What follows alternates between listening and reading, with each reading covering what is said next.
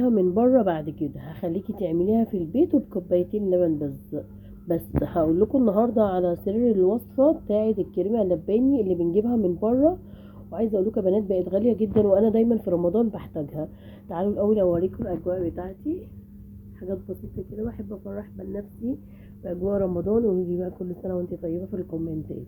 اول حاجه هقول لكم على طريقتي في الكريمه اللباني، وعايزه اقول لكم بتنفع في حاجات كتيره قوي، في الجلاش، في المكرونه البشاميل. بقيت ادخلها في حاجات كتيره قوي يا بنات، وبقت بصراحه بتخلي الاكل بتاعي طعمه مميز جدا. النهارده بقى جيتلك بالوصفه وبكون يعني 3 مكونات بالظبط. هنعمل الكريمه اللباني في البيت باسهل طريقه. اول حاجه معانا الشفشق بتاعنا، وعندي كوبايتين من الحليب. استخدمي اي نوع حليب بس ده كامل الدسم، بيدي طعم حلو جدا جدا. عندي كوبايه تانية، تقدري تعملي كيلو 2 كيلو براحتك. انا هقول لكم الكميه اللي انا هعملها. عندي معلقه من الدقيق، معلقه واحده بس، تمام. وعندي هنا معلقه من السمنه البلدي، ولو ما عندكيش سمنه بلدي حطي زبده صفراء تمشي برضو، مش هتقول لا. هنضربهم كويس قوي، وسنه الملح ما تنساهاش. ضربناهم كويس قوي زي ما انتم شايفين.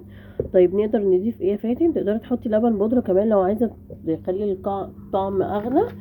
وكمان تقدري تحطي علبه قشطه، بس انا بعملها لكم بطريقه سهله، وعايزه اقول لكم طعمها حلو جدا جدا جدا. شايفين بقى؟ هو ده القوام بتاعها اللي احنا عايزينه. نزلي بقى كل اللي في الخلاط، حطيها في الفريزر تقعد معاكي 6 شهور ما يجرالهاش اي حاجه. وبكده خلصت معانا وصفتنا النهارده. شايفين وصفه قد ايه سهله وبسيطه؟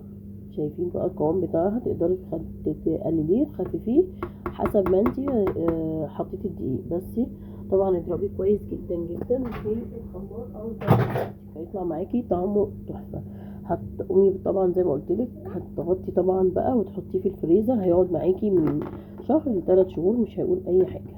انا هوريكم كده.